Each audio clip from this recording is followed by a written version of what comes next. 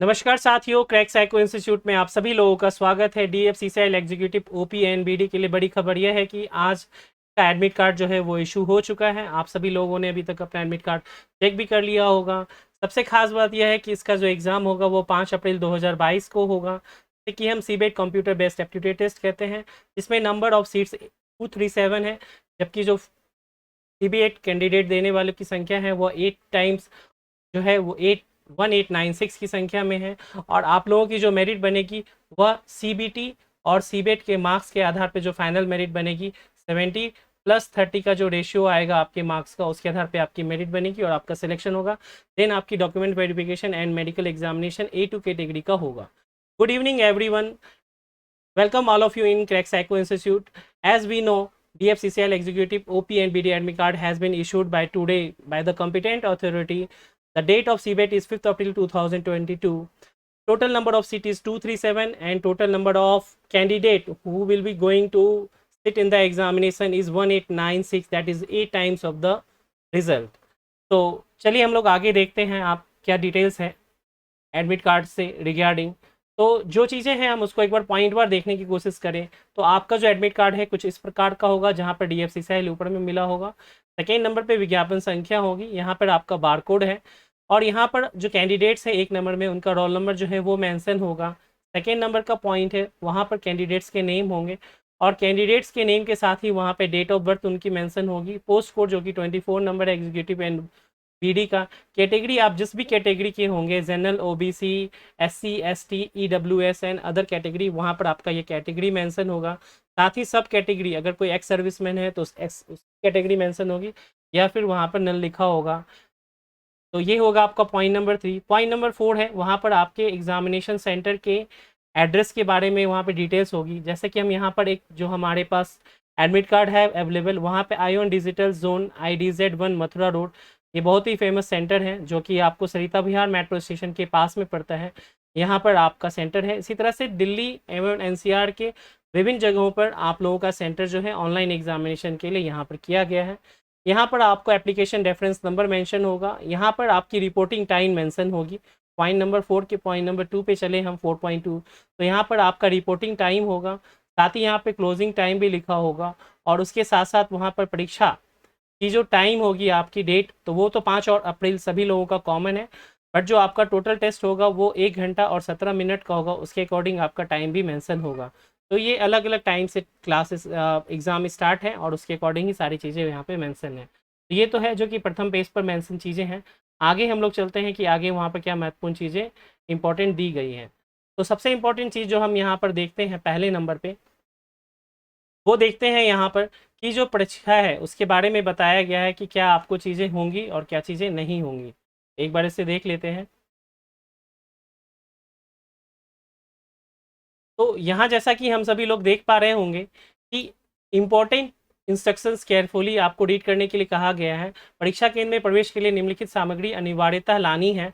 उसमें सबसे पहले जो चीज़ है, जो आपको एडमिट कार्ड आपको इशूड किया गया है ई एडमिट कार्ड, उसकी एक आपको फ़ोटो कॉपी लेके आनी है और इसको कोशिश कीजिए तो अगर आप कलर लेकर के जाएँ तो कलर लेके जाएँ। सेकेंड नंबर पे जो चीज़ मेंशन की गई है that is face mask and hand gloves.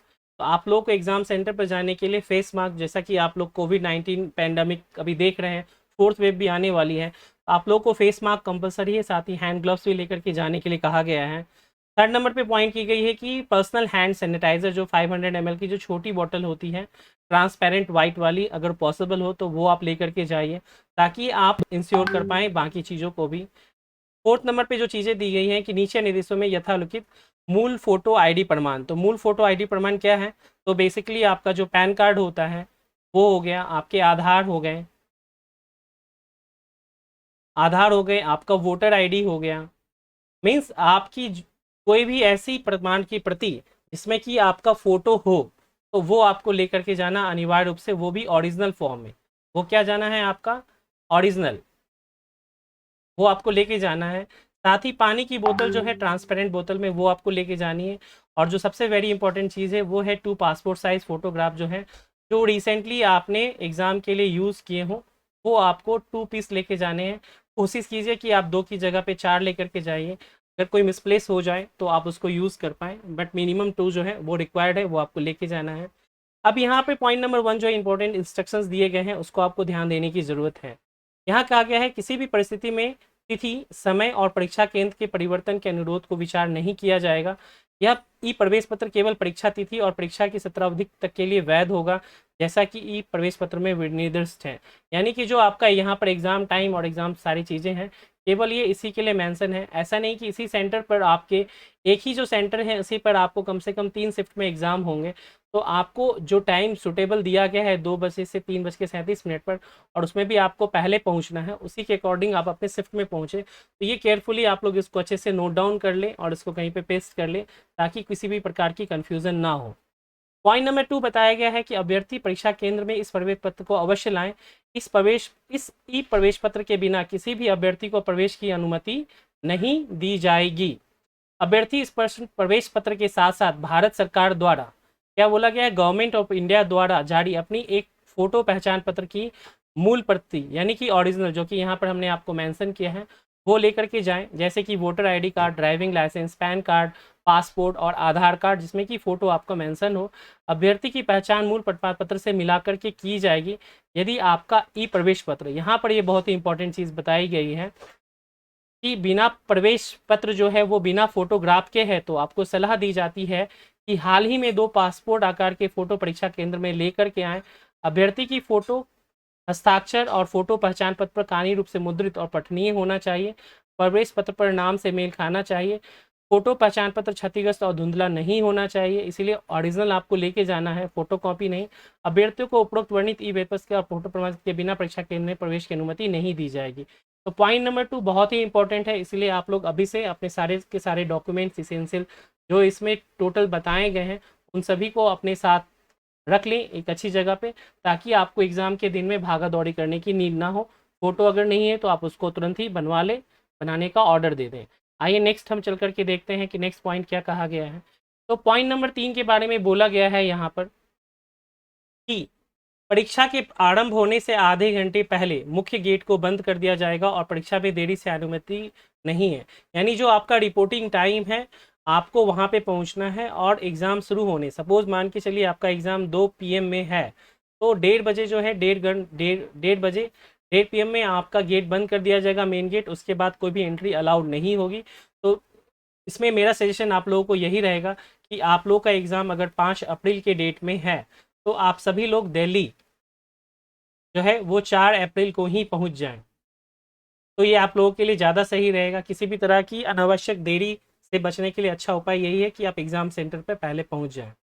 Point number 4 के बारे में बोला गया है कि मोबाइल फ़ोन यानी कि किसी भी प्रकार के इलेक्ट्रॉनिक गैजेट्स, और महिलाओं के लिए विशेष रूप से कहा गया है किसी भी प्रकार की पहनने वाली धातु की वस्तुएं, चूड़ियाँ, बेल्ट, कंगन आदि को रखना और उनका उपयोग परीक्षा में पूर्ण रूप से वर्जित है। तो महिलाओं के लिए है, आप जितना सिंप्लिसिटी के साथ जाएं उतना आपके लिए बेहतर होगा, अदरवाइज अननेसेसरी टाइम टेकिंग और माइंड को डाइवर्ट किया जाएगा। नेक्स्ट है, किसी भी अभ्यर्थी के पास इनमें से कोई भी उपकरण और दस्तावेज पाया जाता है तो उसकी उम्मीदवारी रद्द कर दी जाएगी। इन दिशा निर्देशों में किसी भी प्रकार के उल्लंघन के किए जाने पर अभ्यर्थी पर सख्त अनुशासनात्मक कार्रवाई की जाएंगी और भविष्य में भी परीक्षा के लिए प्रतिबंधित किया जाना शामिल होगा। तो ये बेसिक चीज़ें हैं जो हर एग्ज़ाम में बोला जाता है आप लोगों को, और आप सभी लोग इसके लिए वाकिफ़ भी होंगे। तो इस पर ज़्यादा आपको बस यही ध्यान रखना है कि अपनी ओर से कोई भी गलती ना करें। पॉइंट नंबर 4 को देखते हैं। मौजूदा स्थिति को देखकर सलाह दी जाती है कि कोविड-19 के कारण उम्मीदवारों को अतिरिक्त निर्देश जो हैं वो दिए गए हैं, जिसके बारे में मैं आपको आगे बताऊंगा। उसको आप ज़रूर पढ़ें और उसके लिए जो एहतियात आपको बताया गया है उसको आप करें। आप सभी लोग अगर जो भी स्मार्टफ़ोन यूज़ करते हैं तो उनके लिए ज़रूरी है कि आप Aarogya Setu app, mobile app जो है ये ज़रूर अपने अंदर डाउनलोड कर लें अपने मोबाइल के अंदर, और उसमें जो सेफ़ आपको दिखाता है वो दिखाना ज़रूर है। साथ ही इसमें बताया गया है कि आप अपने साथ कोई भी बिलोंगिंग्स लेकर के नहीं जाएं, क्योंकि इसके लिए DFCCIL सामान की सुरक्षा और खोने की जिम्मेदारी के लिए जिम्मेदार नहीं होगा। DFCCIL इज नाइदर रिस्पॉन्सिबल और answerable for any loss of candidates personal belongings. ये सभी अच्छी चीज़ें यही होगी कि आप जिस भी होटल में ठहरे या जहाँ पर भी आप ठहरे तो अपने सामान को वहीं पर सुरक्षित रखें। केवल अपने एक छोटे से थैले में, बैग में पानी की बोतल और जो ज़रूरी सामान या कुछ खाने की वस्तुएं जो पैकेट सील पैक्ड होती हैं वो लेकर के जाएं, के लिए आपको ये बताया गया है। पॉइंट नंबर 6 देखते हैं। कृपया भविष्य के रिकॉर्ड के लिए इस प्रवेश पत्र को सुरक्षित रखें, क्योंकि चयन प्रक्रिया के दौरान इसे प्रस्तुत करना आवश्यक है।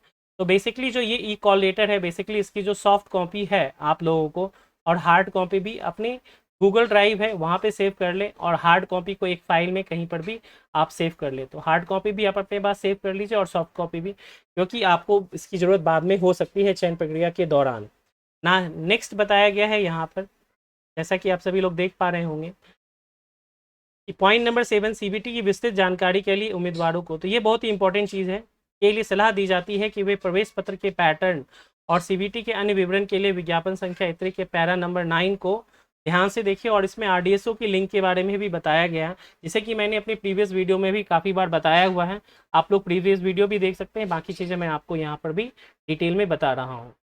चलिए तो नेक्स्ट देखते हैं हम लोग, जो यहाँ पे पॉइंट नंबर 7 की बात की जा रही है, इसको ध्यान से देखिएगा कि इसमें आपको आरडीएसओ की वेबसाइट पे यहाँ पर बताया गया कि कैसे कैंडिडेट्स कॉर्नर पे जाकर के आप अपने सिलेबस को देख सकते हैं, कैसे क्वेश्चंस आते हैं इसके बारे में। पॉइंट नंबर 8 जो है वो बहुत ही वीवीआई है, और इसके बारे में आप लोगों को जिस दिन आपको एग्ज़ाम का डेट क्लियर हुआ था उस दिन भी बताया गया कि आपकी एग्ज़ाम की जो अवधि होगी वो 77 मिनट्स की होगी, यानी कि 1 आवर एंड 17 मिनट्स की होगी आपकी। नेक्स्ट हम आते हैं, यहाँ पर जो बात की गई है वो ये बोला गया है पॉइंट नंबर 9 में कि कंप्यूटर आधारित टेस्ट और परीक्षा इंटरफेस से परीक्षित होने के लिए अभ्यर्थी को सलाह दी जाती है कि वो DFCCIL की भविष्य वेबसाइट पे निकट भविष्य में उपलब्ध करने वाले डेमो यानी मॉक परीक्षा के लिंक को अवश्य देखिए। In order to familiarise themselves with the examination interface, the candidates are advised to go through the demo mock test available in due course on the website of DFCCIL। तो ये जब भी आएगा उसके बारे में आप लोगों को नोटिस या इन्फॉर्मेशन या मेल या मैसेज के थ्रू डेफिनेटली आ जाएगा, अदरवाइज़ हम भी आपको इन्फॉर्म करेंगे। तो ये चीज़ें आप यहाँ पर देख सकते हैं कि किस प्रकार का आपका इंटरफेस होगा, और बेसिकली इस चीज़ के लिए आपको पॉइंट नंबर 7 के थ्रू यहाँ पे जा सकते हैं। इसके लिए मैंने एक सेपरेट वीडियो भी बनाया हुआ है, आप उसको यूट्यूब पे जाके देख सकते हैं, उसका लिंक डिस्क्रिप्शन में भी दिया गया है। पॉइंट नंबर 10 है, इसको बताया गया है कि किसी भी स्थिति में प्रवेश पत्र और पहचान पत्र के बिना परीक्षा केंद्र में अनुमति नहीं दी जाएगी। यहाँ पर एक एडिशनल चीज़ है कि अभ्यर्थी द्वारा विवाह से पश्चात या पूर्व नाम में परिवर्तन की स्थिति में अभ्यर्थी को मूल पहचान पत्र के साथ 10वीं मूल प्रमाण पत्र अवश्य लाना होगा। तो बेसिकली जो 10th का आपका मूल प्रमाण पत्र होता है वही आपका हर चीज़ों के लिए वैलिड होता है, चाहे वो आपके नेम के लिए हो या फिर आपके एज के लिए हो। इन सब चीज़ों में ये ज़रूरी होता है, क्योंकि महिलाओं के केस में नॉर्मली ये होता है कि आइडेंटिटी या फिर उनके जो पेरेंट्स गार्जियन हैं वो चेंज हो जाते हैं, फादर से हस्बैंड हो जाते हैं, तो इसके लिए इसके बारे में यहाँ पे मेंशन किया गया है। तो 10th का सर्टिफिकेट जो है वो आपको लाना होगा उस केस में। तो आई थिंक इसकी नीड बहुत कम एम्प्लॉय कैंडिडेट्स को होगी, फिर भी इसको ध्यान में आपको रखना होगा। नेक्स्ट हम लोग चलते हैं, यहाँ पे बात की गई है एज यू कैन सी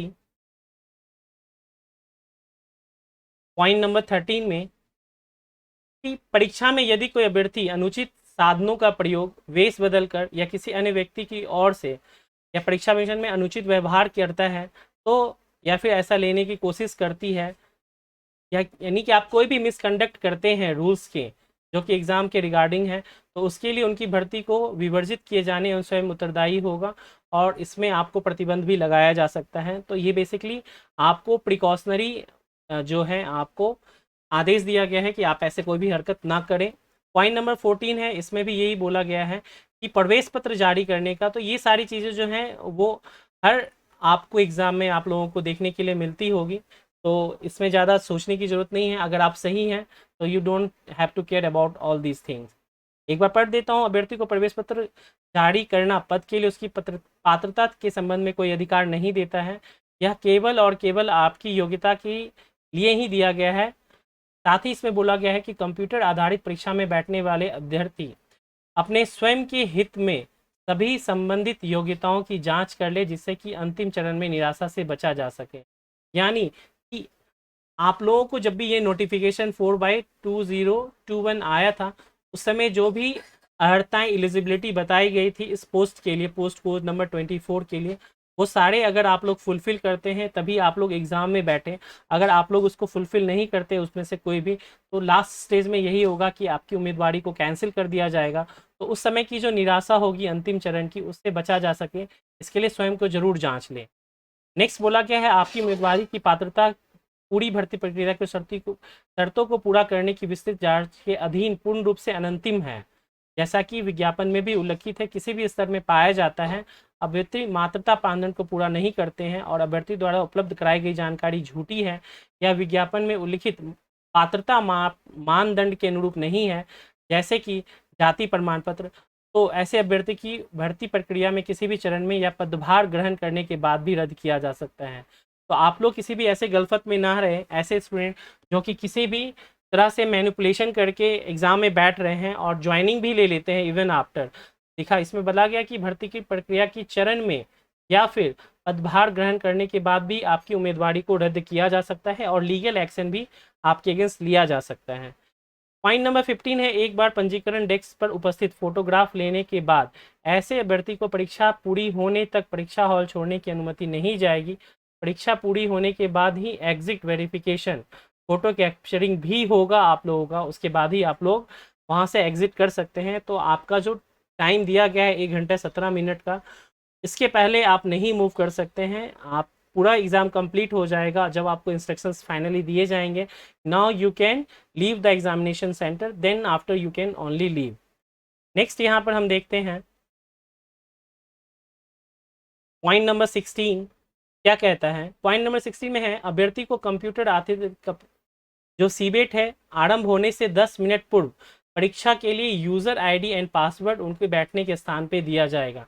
तो ये भी बहुत ही वीवीआई है, वेरी वेरी इंपॉर्टेंट पॉइंट्स है। पॉइंट नंबर 16 कि जस्ट 10 मिनट्स बिफोर एग्ज़ाम से, यानी कि अगर आपका 2 बजे से एग्ज़ाम शुरू हो रहा है तो आप लोगों को उसके 10 मिनट पहले यानी 1:50 पे आप लोगों को यूज़र आईडी दिया जाएगा और पासवर्ड, और वो भी आपके सीट पे आपको उपलब्ध कराया जाएगा। आपको कहीं जाने की ज़रूरत नहीं है। जो इन्विजिलेटर होते हैं या जो सहयोगी स्टाफ होते हैं वो उसको उपलब्ध कराएंगे। तो इसके लिए आपको काओस क्रिएट करने की ज़रूरत नहीं है, just you have to stay cool and calm on your seat. Point number 17 है, अभ्यर्थियों को परीक्षा के दौरान किसी भी प्रकार की बाधा उत्पन्न नहीं करनी चाहिए। यदि कोई अभ्यर्थी परीक्षा के दौरान किसी भी प्रकार की बाधा अथवा परीक्षा स्थल पर किसी भी प्रकार की अशांति उत्पन्न करते हुए पाया जाता है तो उनकी उम्मीदवारी निरस्त कर दी जाएगी। तो बेसिकली कई लोग होते हैं जो थोड़ी सी भी मिसमैनेजमेंट होने पे हल्ला गुल्ला करने लगते हैं, काओस क्रिएट करने लगते हैं, नेता बनने लगते हैं। तो ऐसे लोगों के लिए बिल्कुल ही सख्त निर्देश दिया गया है। अदरवाइज मैक्सिमम स्टूडेंट जो होते हैं बहुत ही कूल एंड काम नेचर के होते हैं, तो उनके लिए कोई दिक्कत वाली बात नहीं है। बाकी लोगों को सख्त निर्देश दिए गए हैं कि आप ऐसा ना करें, और भविष्य में भी इसमें बढ़ा गया है कि उनको बहिष्कृत कर दिया जाएगा और उनके विरुद्ध कानूनी कार्रवाई की जा सकती है। पॉइंट नंबर 18 देखते हैं, अभ्यर्थी को यह सलाह दी जाती है कि किसी भी प्रकार की अद्यतन जानकारी हेतु DFCCL की वेबसाइट को देते रहें। यानी मान के चलिए कि आज जो है वो 20 मार्च का डेट है, तो 20 मार्च को आपको एडमिट कार्ड इशू हो गया है। इसके मतलब ये नहीं है कि आप लोग जो हैं बिल्कुल ही भूल जाएं और डायरेक्ट 5 अप्रैल को एग्ज़ाम के लिए जाएं।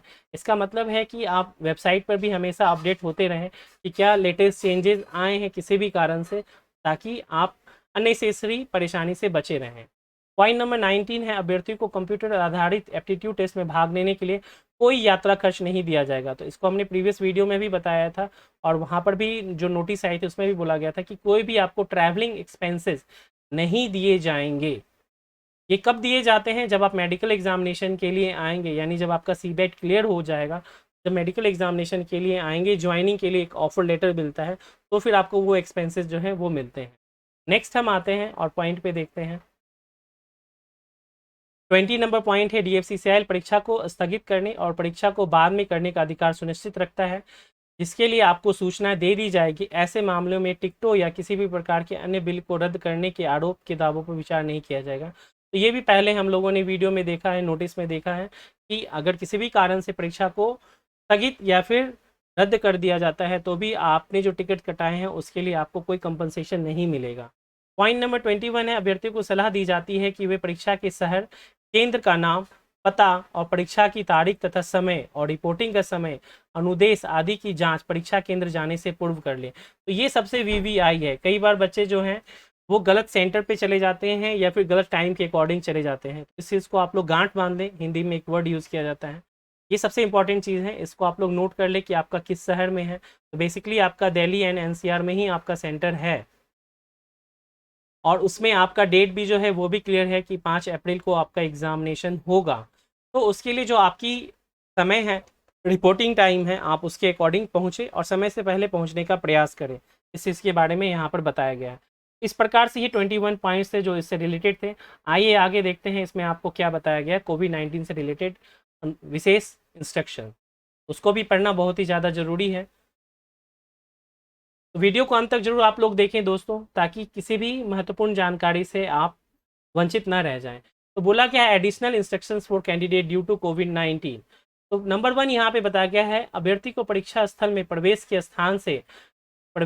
स्थान से परीक्षा स्थल से बाहर निकलने तक, यानी कि जो आपका एग्जामिनेशन सेंटर है वहाँ से इन करने से लेकर के वहाँ से आउट करने तक सोशल डिस्टेंसिंग, सामाजिक दूरी बनाए रखनी होगी और साइनेज और नोटिस बोर्ड का पालन करना होगा। जैसा ही आपको वहाँ पर निर्देश दिया गया है वो प्रॉपर फॉलो करें।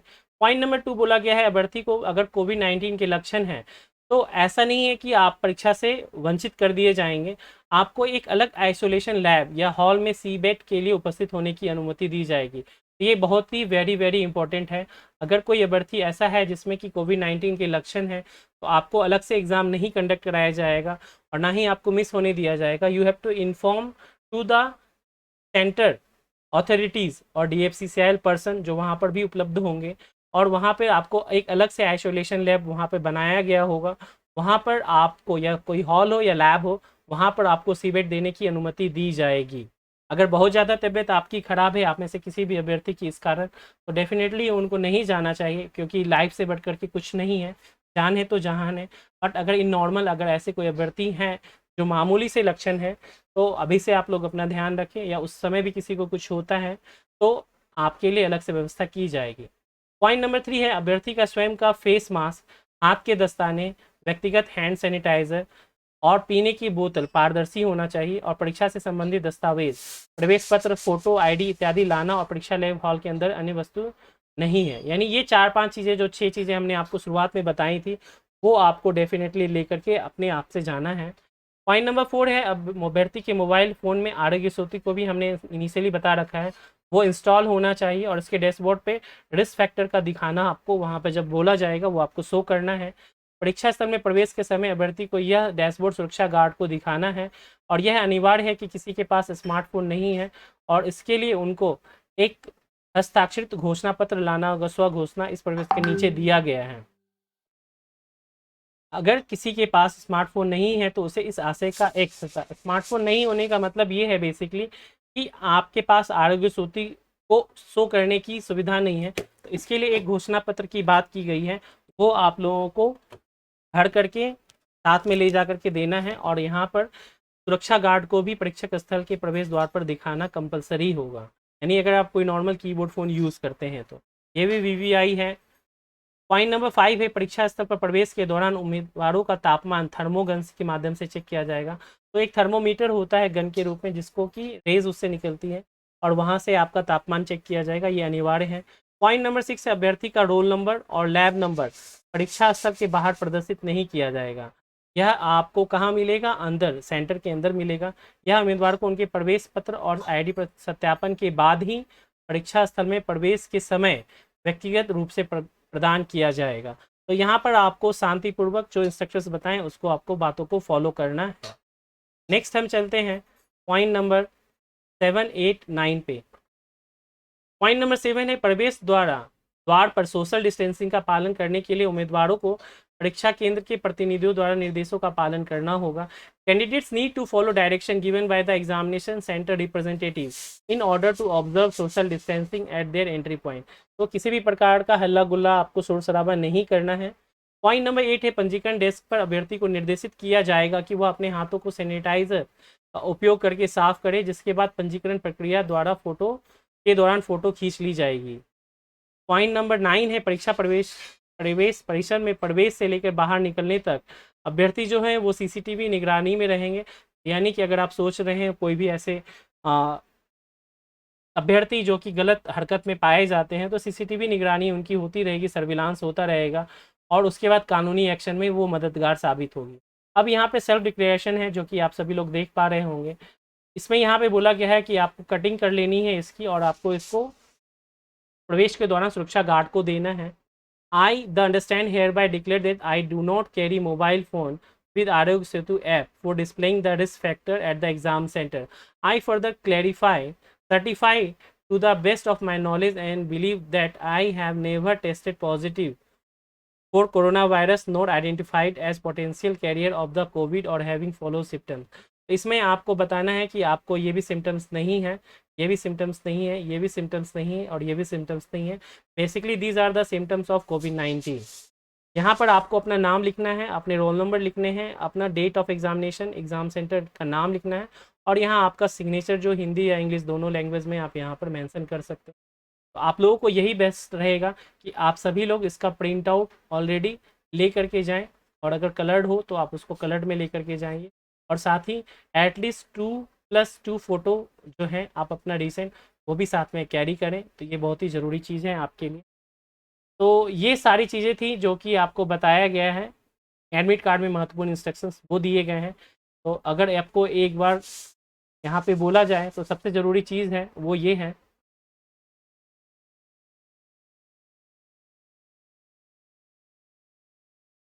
कि अगर संक्षेप में बात की जाए तो आप अपने इस जो ई एडमिट कार्ड है इसकी फ़ोटो कॉपी ले जाना ना भूलें। Face mask, hand gloves, sanitizer को ले जाना ना भूलें और जो ओरिजिनल फ़ोटो आईडी प्रूफ है वो ले जाना ना भूलें।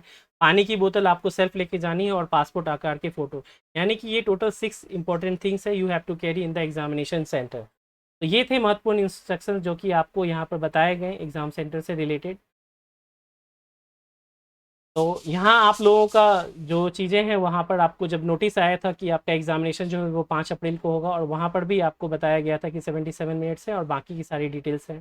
तो दोस्तों अब यहाँ पर आता है सबसे महत्वपूर्ण चीज़ कि आप लोगों का एग्ज़ाम जो है वो 5 अप्रैल को है, राइट। तो 5 अप्रैल को आप लोगों का सीबेट का एग्ज़ामिनेशन होता है। तो अब इसमें सबसे महत्वपूर्ण चीज़ है कि अभी आप लोगों की उसकी प्रिपरेशन की तैयारी कैसी है, आपकी प्रिपरेशन का लेवल क्या है।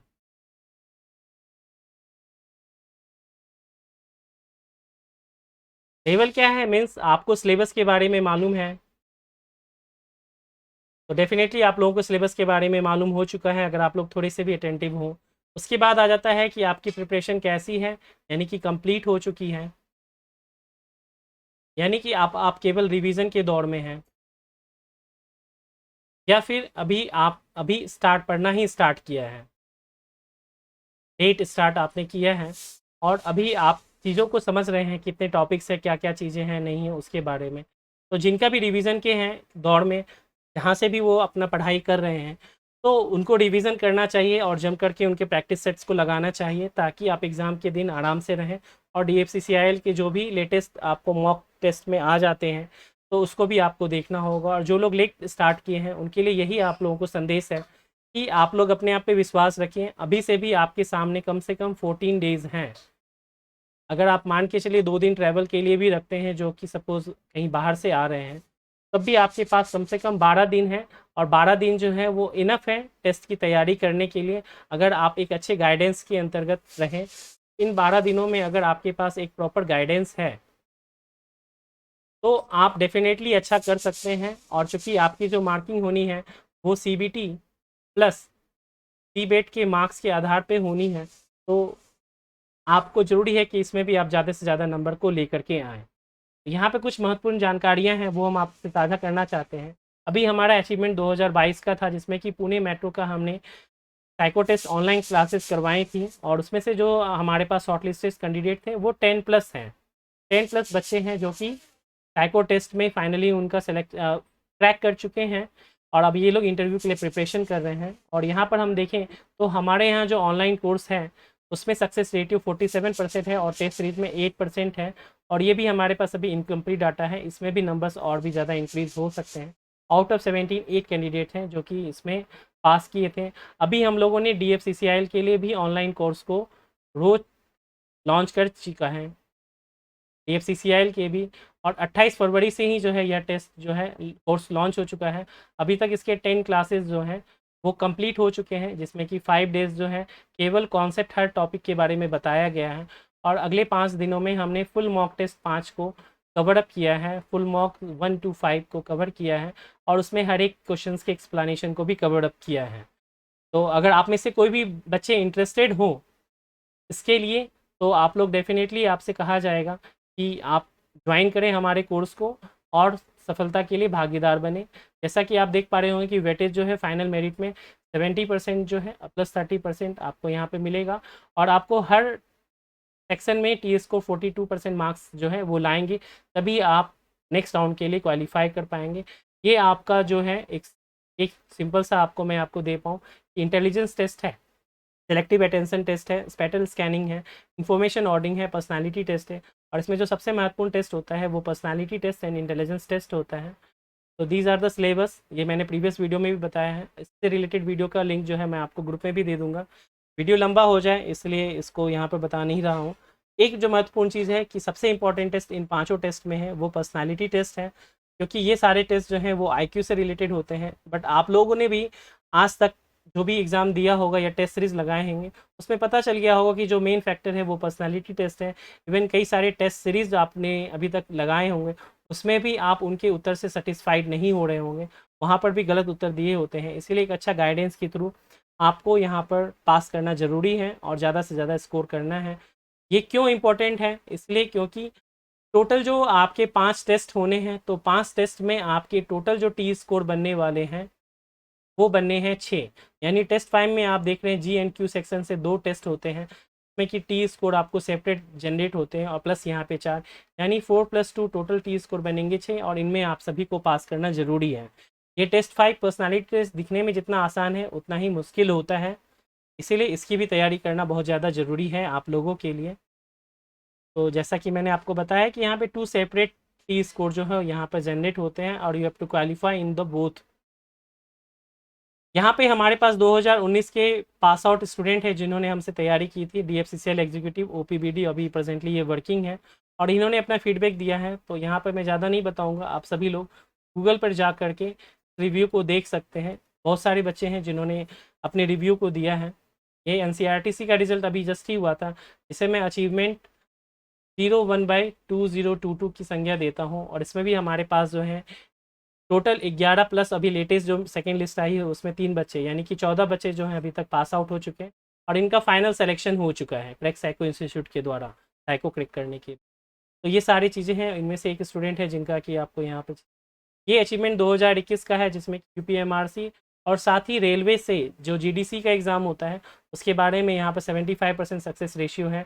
ये as same pattern will be come in the DFCCL CBET also. तो ये सारी की सारी चीज़ें हैं। इस वीडियो से रिलेटेड इंपॉर्टेंट लिंक जो है आपके डिस्क्रिप्शन बॉक्स में मिल जाएगा, जो कि कोर्स का लिंक भी होगा, टेस्ट सीरीज़ का भी लिंक होगा, टेलीग्राम ग्रुप का लिंक होगा, व्हाट्सअप का लिंक होगा, और जो हमारा मोबाइल ऐप है उसका भी लिंक होगा। ये है कोर्स हमारा जिसको कि आप परचेज कर सकते हैं। 2500 का फ्लैट डिस्काउंट 500 है, प्लस एडिशनल अभी 500 रुपीज़ का डिस्काउंट होली कूपन कोड लगाने के साथ होली 500 लगाएंगे, तो ये कोर्स आपको ओनली 1500 का पड़ेगा। अगर आप चाहें तो 15 दिन की तैयारी में आप इसको आसानी से पूरा कर सकते हैं। कैसे व्यू करना है, हाउ टू व्यू, तो इसके लिए स्टेप्स हैं कि आपको सबसे पहले क्रैक साइको इंस्टीट्यूट का मोबाइल ऐप प्ले स्टोर से डाउनलोड कर लेना है। उसके बाद स्टोर सेक्शन में जाना है, वहाँ पर DFCCL ऑनलाइन CBET कोर्स आपको मिलेगा और उसको आप परचेज़ कर लेंगे। परचेज़ करते ही आप एक्सेस करने लगेंगे सारी चीज़ों को। तो यहाँ पर क्या चीज़ें हैं वो मैं आपको एक बार दिखाना चाहूँगा, एक बार आप लोग इसको देख लीजिए इस कोर्स में क्या क्या चीज़ें हैं।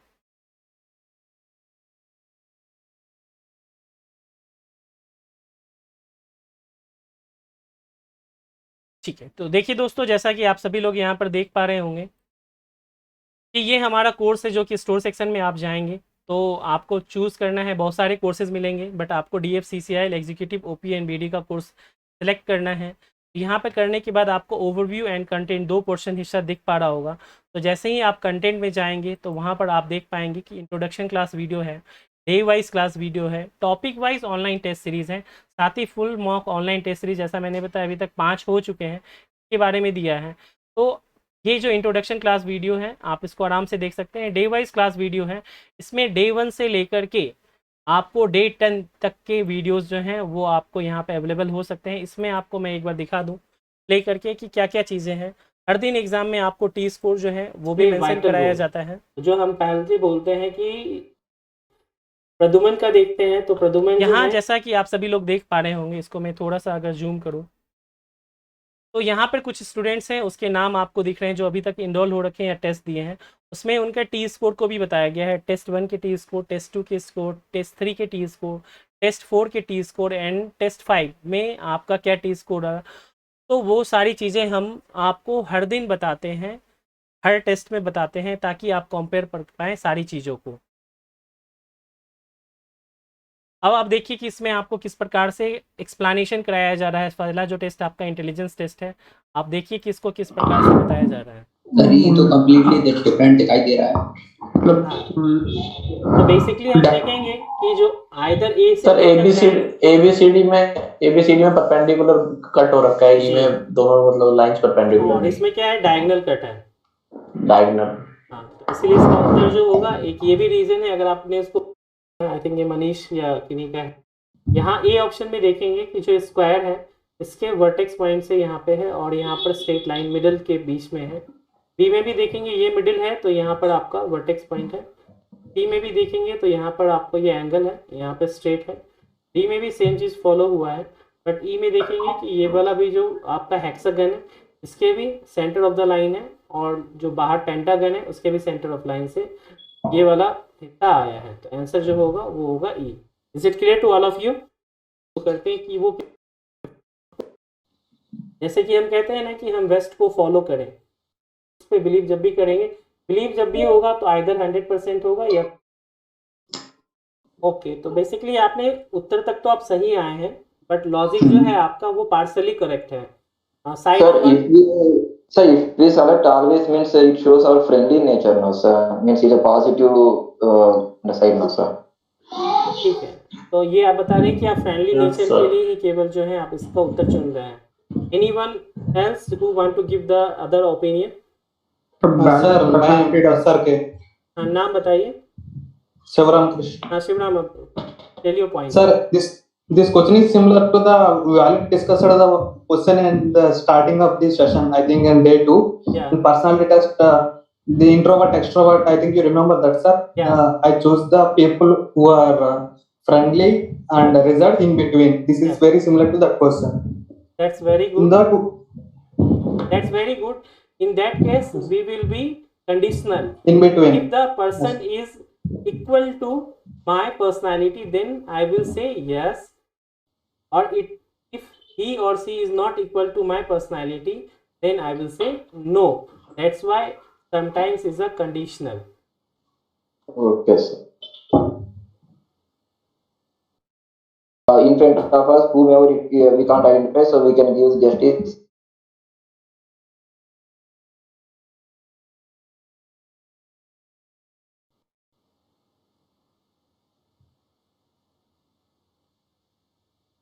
से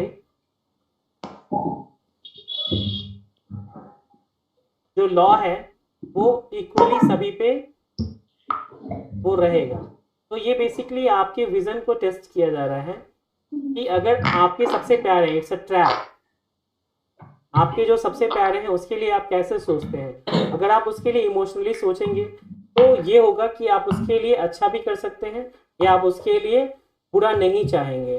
बट सपोज मान लीजिए कि आप DFCCIL में वर्किंग हैं और आपके कोई रिलेटिव या जो सबसे प्यारे हैं वो आए और उनसे कोई मिस्टेक हो गई और उसके ऊपर फाइन लगाना था, तो आप भावुक होकर छोड़ेंगे, सोचेंगे तो आप उसके ऊपर फाइन लगाएंगे या उसको छोड़ दोगे?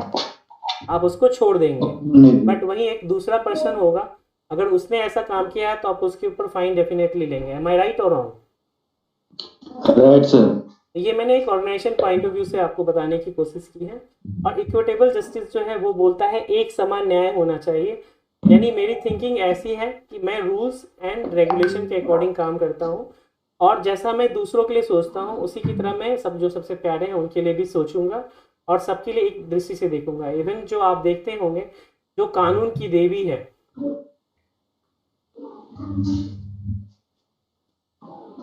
तो वहां पर जैसे सपोज मैं आपको यहाँ पे दिखाऊं,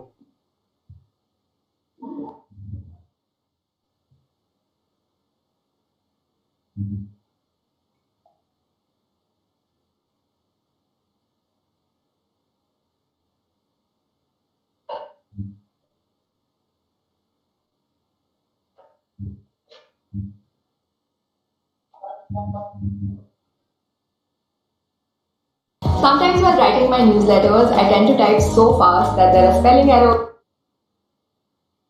in front of us, whomever we can't identify, so we can give justice equally. Yes, Treat equally.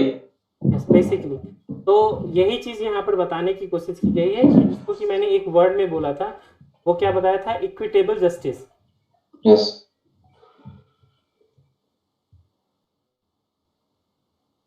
यानी कि एक समान न्याय। तो अब आप लोगों का क्लियर हो गया ये क्वेश्चन कि क्या होना चाहिए। तो देखा दोस्तों आप लोगों ने कि कैसे यहाँ पे एक्सप्लेन किया गया हर एक क्वेश्चन को, सारे के सारे मॉक में आपको सारी चीज़ें बताई जाती हैं, तो उसके वीडियोस भी क्लास में दिए जाते हैं। तो डे 5 तक बेसिकली यहाँ पर क्या है, डे 1 से लेकर के एक इंट्रोडक्शन क्लास का वीडियो हो गया, उसके अलावा डे 1, डे 2, डे 3, डे 5 तक जो है आपको हर एक टॉपिक के लिए आपको कॉन्सेप्ट एंड ट्रिक्स बताई गई है। उसके बाद डे 6 से डे 10 तक आपको टोटल 5 फुल मॉक टेस्ट लिए गए हैं और उनमें हर एक क्वेश्चन को डिटेल में बताया गया है कि पीछे लॉजिक क्या है, उसका सही उत्तर क्या होगा। उसके अलावा अगर आप देखना चाहें तो इसमें आपको topic wise online test series है। जैसा आप देख सकते हैं इंटेलिजेंस टेस्ट के टिल नाउ अभी तक जो है आपको 20 सेट्स जो हैं वो अवेलेबल कराए गए हैं और ये सारे के सारे टेस्ट जो हैं वो अनलिमिटेड अटेम्प्ट के साथ हैं। इसमें कुछ 1 या 5 का चक्कर नहीं है। Add of odd numbers test है, इसमें आपको 3 कैटेगरी दी गई है, इजी, मॉडरेट और डिफ़िकल्ट लेवल में। कि इजी में आपको बिलो 50 के total add of odd numbers होंगे। यहाँ पर आपको मॉडरेट लेवल में 50 से 100 के बीच होंगे और डिफ़िकल्ट लेवल में 80 से 120 के नंबर होंगे ताकि आपकी इफ़िशियंसी इंक्रीज़ हो पाए। थर्ड नंबर पे हम आते हैं शॉर्टेज से उठ के। आप देख पा रहे होंगे कि टोटल 25 टेस्ट जो हैं वो आपको यहाँ पर दिए गए हैं अभी तक। और इन्फॉर्मेशन ऑर्डरिंग में जो 10 टेस्ट है जो कि एरर फ्री आपको दी गई है। कई बार आपको कन्फ्यूज़न होती है बड़े फिगर और छोटे फिगर में, उसके अकॉर्डिंग। और पर्सनालिटी टेस्ट के अभी तक में 22 टेस्ट जो हैं वो दिए गए हैं और उसका लॉजिकल आंसर भी बताया गया है। तो आप अगर कोर्स को ज्वाइन करते हैं तो वो सारी चीज़ें आपको मिलेंगी।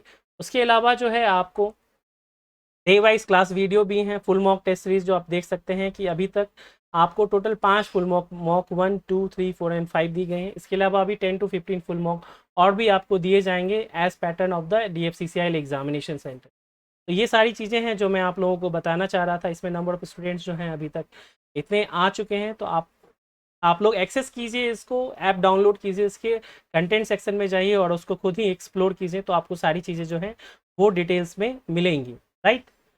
तो ये चीज़ें थी जो मैं आपको बताना चाह रहा था यहाँ पर। तो दोस्तों अगर आप लोगों को ये वीडियो पसंद आया हो और अगर स्टिल आप लोग जो हैं वो चाहते हैं कि अभी भी आप तैयारी करना चाहते हैं एक अच्छे मार्गदर्शन के थ्रू, भले ही आपके मार्क्स जो हैं वो CBT में एवरेज ही क्यों ना हो, फिर भी आप अगर CBET की प्रिपरेशन अच्छे से करते हैं तो still you have chance, still you have chance. कभी भी निगेटिव लोगों के बातों में ना आइए कि आपका रैंक क्या है और मुझे 237 के बाद मेरी अगर कोई भी रैंकिंग है तो मुझे तैयारी करनी चाहिए या नहीं। तो बेसिकली यही है कि जो भी लोग CBET को क्लियर करेंगे वही नेक्स्ट राउंड में DV एंड मेडिकल के लिए आगे बढ़ेंगे। जो CBET में पास नहीं करेंगे, चाहे उनकी रैंकिंग 1 से लेकर के 100 के बीच ही क्यों ना हो, वो सभी लोग आगे राउंड में नहीं जा पाएंगे। तो निगेटिव लोगों से बच कर के रहिए। कहीं भी तैयारी करना चाहते हैं कीजिए, लेकिन तैयारी ज़रूर कीजिए और पूरे हौसले के साथ CBET की तैयारी कीजिए, आधे अधूरे मन से नहीं कीजिए। बस यही आप लोगों से कहना चाहता हूँ। तो wish you all the best.